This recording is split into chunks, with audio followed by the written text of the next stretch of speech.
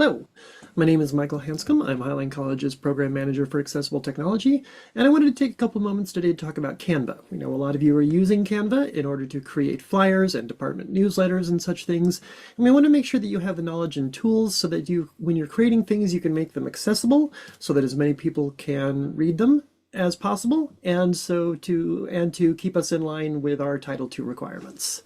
So I'm going to start by sharing my screen. Here we are. Okay, yep. And so in Canva, I'm logged in here. And so what I have here is I have just a basic newsletter template. This is a newsletter that comes from Canva's designers. So this is straight out of the Canva templates library. I have not done anything to this yet other than choose it to be my demo. So this is straight out of Canva's Design Labs. And I'm going to use this as an example to show you some of the things that we want to make sure that you're doing as you're creating materials. So one of the first things I want to talk about is reading order. When we're building things, whether we're building them from scratch or whether we're adapting a template like this and using someone else's design, we don't always necessarily build a design top to bottom in the order we know it's going to be eventually read. We might start with the header, but then maybe we start by putting this green piece in, we start by putting this story in, and we end by putting this one that's on the pink sidebar in. We just kind of put things in as we have them available and as makes sense, even though we know that that's how a sighted user is not going to experience the document. It doesn't really matter if we're designing for sighted users, but one thing to keep in mind is that the way these things work is once it's output to PDF, it tends to be read in the order that pieces were put into the document. So in that case, someone using assistive technology to read this, they might start with the top banner, but then they're going to jump down here to this green section. They might jump up here and then over to the pink one. It doesn't always make the same logical sense for an assistive technology user as it does for a sighted user. But Canva has recently introduced a way where you can check the reading order and adjust things to make sure that a document reads for an assistive technology user the same way it does for a sighted user. So in order to do that, once you have a document put together like this, or as you're working on it, it's always good to do things as you go, click on any piece, any element of the document, and then choose this position option from the right side of the menu bar that pops up. From position, you want to activate the Layers tab. And then you have all the layers of the document here. And again, it's easiest to think about layers as you're building a document. So the very first layer of the document is the background. Then, as the designers put this one together, they put in some of the color bars, they put in a photo, some of the background color bars, another photo, and text was some of the last stuff to get put in. And so because that is the order, the reading order reads from the bottom up. So you know that when assistive technology user is going through this, it's going to start with the bottom, and it's going to work its way up through the layers here.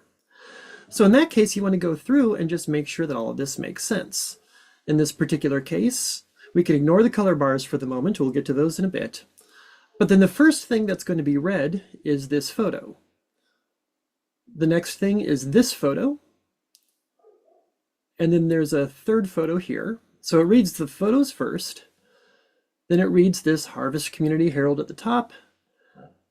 Then it reads the little masthead stuff up here. Bring our community together, October. Then it reads the stuff in the blue, only you'll notice it starts with the middle, then goes to the left, then goes to the right. The next thing it reads is this paragraph. Then it reads this paragraph. Then it bounces back over here to this paragraph. So you can see that as this document was built, this was the order that these were put in, but it's not the order we want them to be read in. So what we want to do is you can just come in and start dragging these pieces around. So in this case, does this make sense? We've got the masthead, Harvest Community Herald, bringing our community together, the date, that makes sense. These three pieces that are part of the blue, maybe we want those to read in the same order we see them, in which case we want to make sure that the phone number is read first. And now we see that that reads in order. The next thing, as a sighted user, the next thing I would expect to read would be this pink bar, starting with success story, then reaching our goal, changing our lives, then this information, then this. Right now, that's not the order it goes in. So I need to come in and find, here we are, here's success story. And I'm going to drag this down so it's the next thing read. Then we need that headline, which is up here. Drag that down. Then there's this little word that says inside. So that's going to be the next thing. Now we have that paragraph, good. Now we're bouncing over here, so now we need to find this paragraph, okay. And we'll move that here. And so now we know that it reads from the headline, the masthead, through the contact information, and it reads the pink section next. We know that it's reading that as we go up through the layers order here. So what you want to do is just as you're building things or as you're finishing things, go through the layers here and go through that reading order and make sure that your document is reading in the reading order the same way that it would to a sighted user. Otherwise, it can get very confusing if you saw earlier when we started where things were bouncing back and forth across the page and not even necessarily it was moving from one piece to another. And you don't want that. Fixing the reading order here helps a lot. So this is a really, really handy tool. The reading order has been one of the major difficulties with Canva documents. I'm very excited that they've actually put this in. The next thing I want to talk about, and I'm not going to go through the whole document here, obviously, for this demo. The next thing I want to talk about is making sure that all photographic elements have alt text. Alt text, of course, is just a short description of the image. So that assisted technology users get the same information that sighted users do. With no alt text, either this image is ignored entirely by assistive technology, or a screen reader might just say something like image, but nothing else. And that doesn't give the assistive technology user any information about what that image is, what's in the image, why it's there. It's just they know that an image exists, and that's it. So in order to set alternative text, you right-click on the image and then there it is. I think I'm in the way a little bit, but there's an option for alternative text. When you click that, you have this box where you can put in the alternative text. You can also, if there are items that are purely decorative, which don't actually need to be announced, you can use this mark as a decorative checkbox. In this case, this is not a decorative image. This actually has content. So we want to put alt text in. In this case, it might be something like volunteers distributing boxes of supplies at a community fund drive. Just something so that an assistive technology user knows what the image is, why it's there, and how it belongs with the document and with whatever else is being read around it. So you want to go through and make sure that all of your images have alt text and are set up properly. The next thing I'm going to talk about is under the File menu. We now have an accessibility option. We have Edit Text Semantics. This is going to be, in some ways, this is going to look similar to the reading order.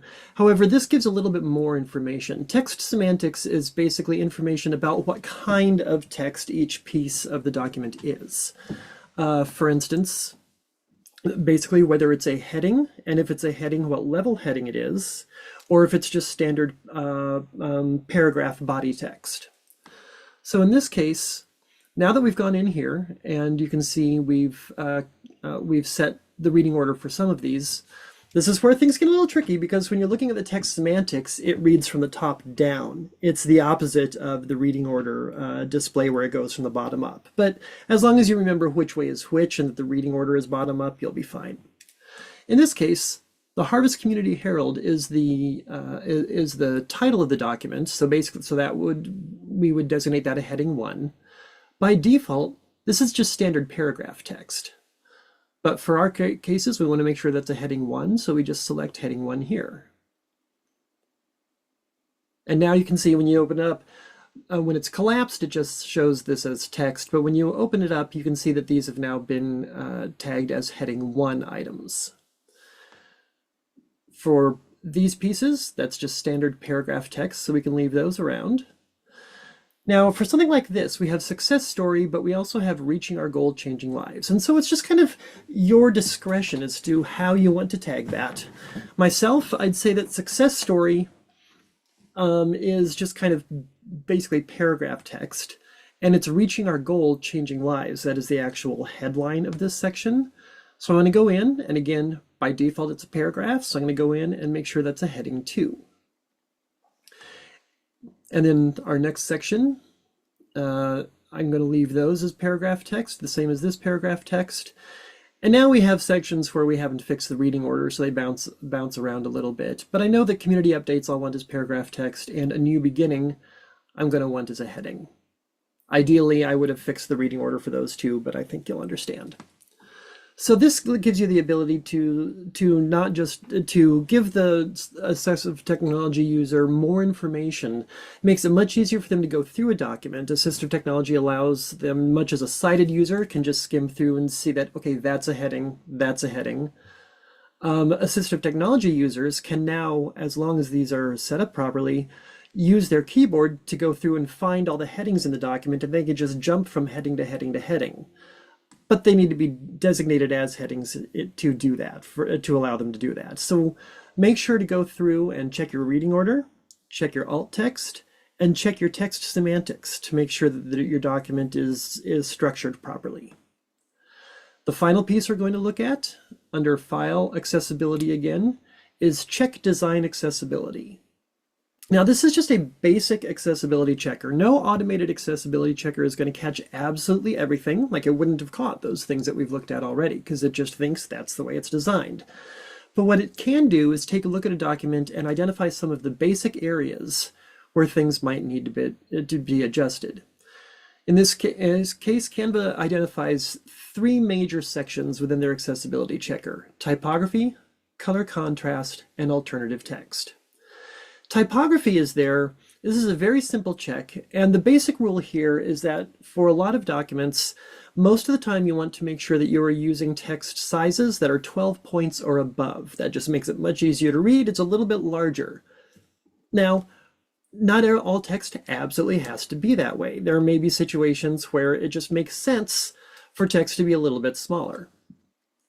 And it's just up to you to go through and see what Canva will do is go through and identify all of these areas. It's going to say, okay, this particular piece of text is below 12 point. Do you want to increase the font size? And you can just go through and decide, is that text that I need to change the size of, or is it good the way it is? I'm not going to make any changes here for the purposes of this demo, but that's what this does. Whether you want to change the size or not is going to depend on your layout and your design, and whether you think it's appropriate or not. The next thing is color contrast. This again is a simple check, and it looks at the contrast between the text and any color behind it to make sure that there's enough contrast that that the text is easy to read for people who have visual difficulties but may not be entirely blind. They may be colorblind or just have a slight visual disability where you want strong contrast. So in this particular case, this is where this can be a little bit tricky. Canva is telling us we have 2 areas of low contrast. Part of that is because Canva, as odd as it may seem, doesn't always see the entire design at once. Here, what it's showing us is that we have white text against a very light colored background. Now in the actual design, we can see that what we have is white text against a photograph, which actually makes the text, gives the text enough contrast that it's easy to read. But if, for instance, that, oh, and there's some shading there also, I see. I hadn't seen that before.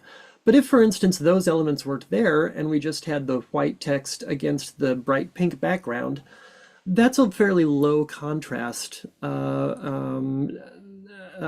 set of colors. And so we might want to change the contrast there. And that's what this color contrast checker allows us to do. I'm going to set those back the way they were.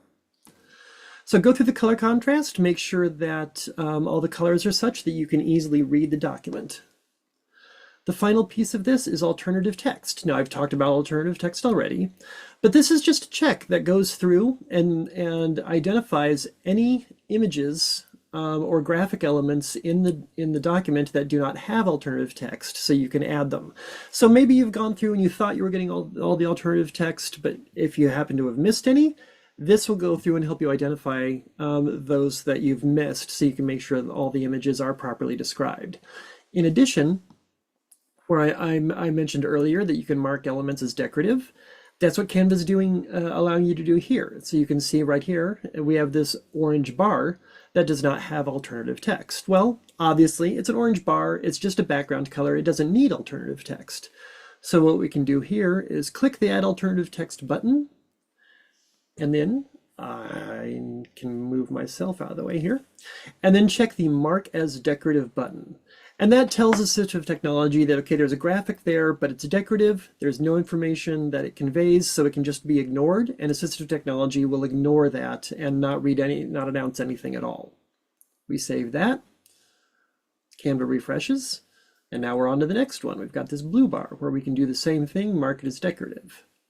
And you can just go through the document, making sure that any image either has alternative text if it needs alternative text, or is marked as decorative, so that the assistive technology knows it can be safely ignored.